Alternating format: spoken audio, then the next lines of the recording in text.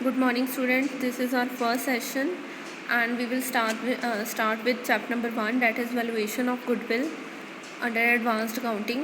तो सबसे पहले मैं इसकी इंट्रोडक्शन दे देती हूँ. गुडविल बेसिकली क्या चीज़ है बच्चे? Goodwill is an intangible asset, right. तो इनटेंजिबल एसेट है, मतलब हम इसको टच नहीं कर सकते, हम इसको देख नहीं सकते, but it is present in our business.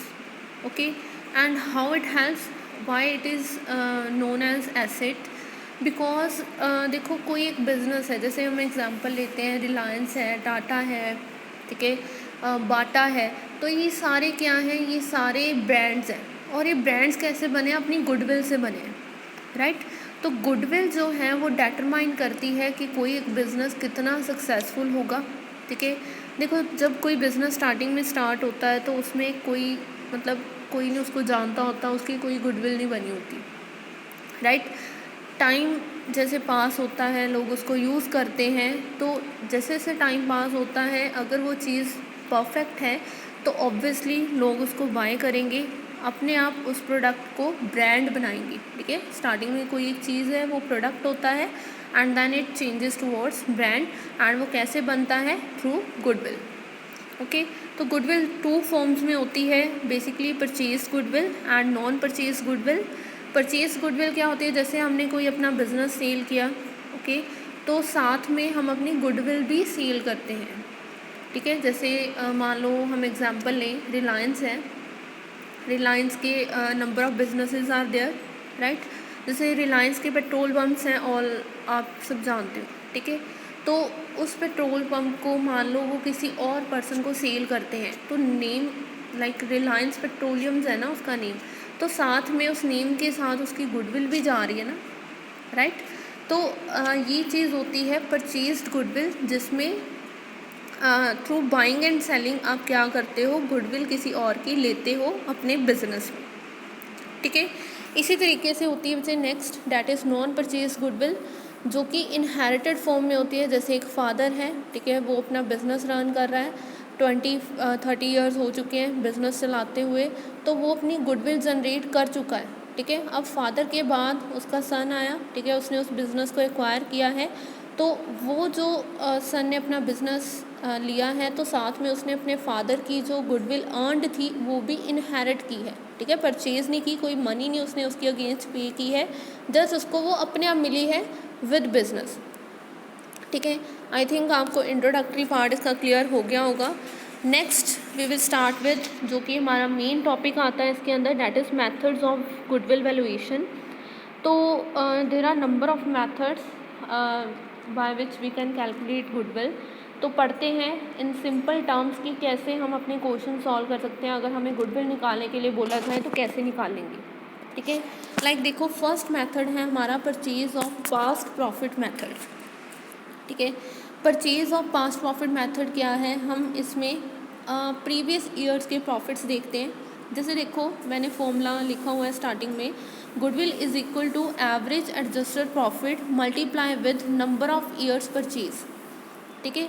Average adjusted profit हमने निकालना होता है. कुछ चीज़ें हैं जैसे कि जो चीज़ें हम फ्यूचर में मेंटेन करने वाले हैं, उनको हमने अभी उसमें प्लस एंड माइनस कर देना है, ठीक है. एंड ऐसी चीज़ें जो फ्यूचर में यूज़ नहीं होने वाली है, क्योंकि गुडविल इज़ फॉर फ्यूचर ना, ठीक है, तो उन चीज़ों को अभी हमने एलिमिनेट कर देना है, ठीक है. तो इसके लिए सबसे इम्पॉर्टेंट है कि हम एवरेज एडजस्टेड प्रॉफिट निकालें, जिसको कि हम फ्यूचर मेंटेनेबल प्रॉफिट भी बोलते हैं. तो ये कैसे निकलेगा? सबसे पहले तो जो भी हमें प्रॉफिट्स गिवन हो वो हम सबसे ऊपर लेंगे, एनुअल प्रॉफिट. उसमें हमने क्या करना है, अगर मान लो इस ईयर में हमारे कोई एबनॉर्मल लॉस हुआ है, ठीक है. एबनॉर्मल लॉस यू नो कि जैसे ऐसा कोई लॉस जो कि सिर्फ जैसे मान लो अर्थक्वेक आ गया, जहाँ कोई ऐसी चीज़ हैपन हुई जो इस ईयर में हुई, जैसे कोरोना आ गया, ठीक है. तो कोरोना आने की वजह से इस ईयर थोड़े से प्रॉफिट्स में चेंजेस आए हैं, तो ज़रूरी नहीं है कि नेक्स्ट ईयर या उससे नेक्स्ट ईयर भी हों, ठीक है. तो उसको हम क्या कंसीडर करेंगे? एबनॉर्मल, ठीक है, कि ये सिर्फ इसी ईयर में हुआ है, तो नेक्स्ट ईयर के लिए हम इसको कंसीडर नहीं करते हैं. तो लॉस की वजह से प्रॉफिट कम हो गया होगा, तो हम उसको क्या कर देंगे? ऐड बैक करेंगे, ठीक है. कुछ भी एबनॉर्मल लॉस हो तो उसको हमने ऐड बैक करना होता है. दूसरी चीज़ क्या हम ऐड करते हैं, that is non recurring expenses. ठीक है, ऐसे एक्सपेंसेस जो हम फ्यूचर में नहीं करने वाले हैं। ठीक है, नॉन रेकरिंग का मतलब होता है जो रिपीट नहीं होते, राइट। तो ऐसे एक्सपेंसेस जो फ्यूचर में रिपीट नहीं होंगे वो हम क्या कर देंगे, ऐड बैक कर देंगे। जैसे फ्यूचर में मान लो हमने किसी एम्प्लॉय को एम्प्लॉय नहीं करना है, ठीक है, तो उसकी सैलरी हम ऐड बैक कर देंगे क्योंकि फ्यूचर में हम उसकी सैलरी पे नहीं करेंगे। ओके, नेक्स्ट आता है माइनस नॉन रेकरिंग इनकम। इसी तरीके से अगर ऐसी कोई इनकम है जो फ्यूचर में हमें नहीं मिलने वाली है तो उसको भी हमने माइनस कर देना है बीच में से। देन आता है इनकम फ्रॉम इन्वेस्टमेंट। देखो, इन्वेस्टमेंट से अगर कोई इनकम है ना, राइट, तो वो हमारे बिजनेस के प्रॉफिट से रिलेटेड नहीं है। ओके, तो उसको हमने कंसीडर नहीं करना, उसको हमने बीच में से माइनस करना है। देन इसी तरीके से एबनॉर्मल गेन, अगर हमने कोई इस ईयर हमें कोई एबनॉर्मल गेन हुआ है, कोई विंडफॉल गेन हुआ है, हमें पता है कि नेक्स्ट ईयर ये नहीं होने वाला है, तो उसको हमने कंसीडर नहीं करना, माइनस कर देना है बीच में से। ठीक है, तो हमने एनुअल एडजस्टेड प्रॉफिट कैसे निकाला, annual profit plus abnormal loss, then plus non recurring expenses, then minus non recurring income, then minus income from investment, then abnormal gain हमने माइनस किया, then we get annual adjusted profit. Okay, आगे आता है बच्चे annual जो adjusted profit हमारा निकला है। इसी तरीके से जैसे मान लो 3 ईयर्स हमें गिवन है, तो 3 ईयर्स का हमने एडजस्टेड प्रॉफिट निकालना है। देन उस अकॉर्डिंग हमने उसका एवरेज एडजस्टेड प्रॉफिट निकालना है। तो 3 ईयर्स का मान लो प्रॉफिट है, तीनों को ऐड करेंगे एडजस्टेड प्रॉफिट्स को, देन उसको डिवाइड करेंगे विद नंबर ऑफ ईयर्स। जैसे 3 है तो 3 के साथ डिवाइड, तो जो आंसर आएगा उसको नंबर ऑफ ईयर्स परचेज से हम मल्टीप्लाई करेंगे, then we will get our goodwill.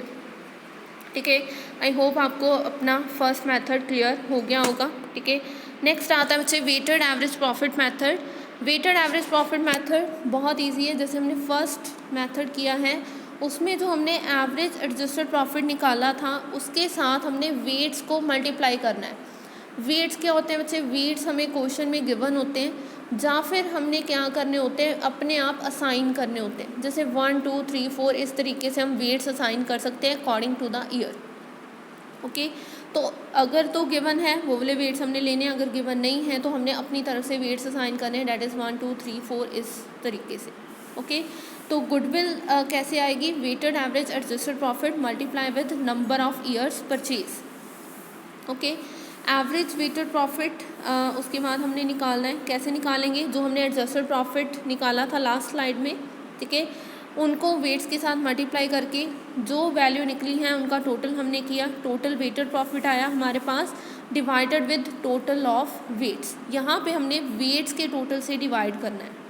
Okay, यहाँ से जो हमारा एवरेज प्रॉफिट निकलेगा उसको हमने नंबर ऑफ़ ईयर्स से नंबर ऑफ़ ईयर्स परचेज से मल्टीप्लाई करना है, and then we will get our goodwill. Okay, आगे आता है बच्चे third method, that is capitalisation method. Capitalisation method में क्या चीज़ आती है, बेसिकली कैपिटलाइज करना। ठीक है, कैपिटलाइज करने का मतलब क्या होता है, उसको 100 में चेंज करना। जो भी चीज़ हमें गिवन है उसको 100 में कन्वर्ट करना, that is known as capitalisation. ठीक है, तो गुडविल कैसे निकालेंगे, यहाँ पे capitalised value of adjusted profit, capitalised value of adjusted profit minus actual capital employed.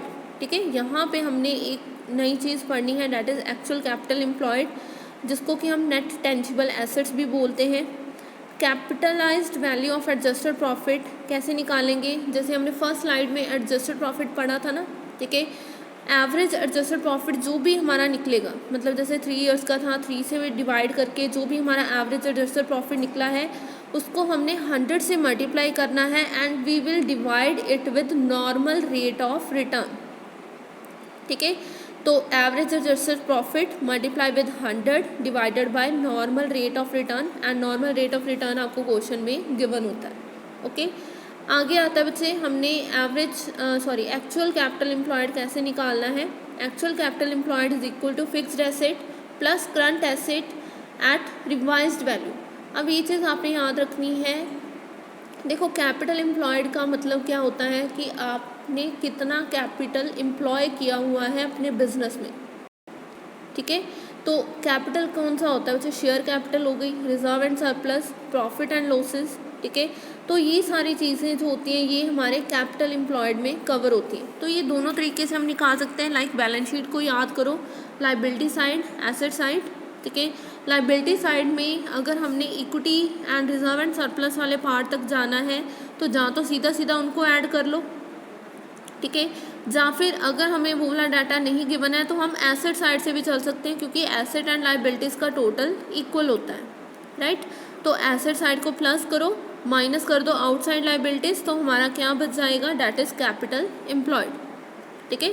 तो उसी का फॉर्मूला देखो नीचे गिवन है, फिक्स्ड एसेट्स लेंगे plus current assets at revised value. जो हमें एडजस्टमेंट में अगर कोई रिवाइज्ड वैल्यू गिवन है तो हमने वो वाली वैल्यू लेनी है माइनस आउटसाइड लाइबिलिटीज़, ठीक है। तो इस तरीके से हमारा एक्चुअल कैपिटल एम्प्लॉयड निकलेगा। या फिर दूसरा मेथड्स कौन सा है, equity share capital plus preference share capital plus reserve and surplus plus profit on revaluation of asset and liabilities. अगर कुछ भी रिवैल्यूएशन हुई है तो उसमें से जो भी प्रॉफिट ऑन हुआ है वो हमने बीच में ऐड करना है, minus fictitious asset minus investment. अब देखो फिक्टिशियस एसेट एक नई टर्म है, ठीक है। फिक्टिशियस एसेट क्या चीज़ होती है, ऐसे एसेट जो कि हम अकाउंटिंग एंट्री से क्रिएट करते हैं। मतलब एक्चुअली में फिक्टिशियस एसेट कोई एसेट नहीं है, ठीक है।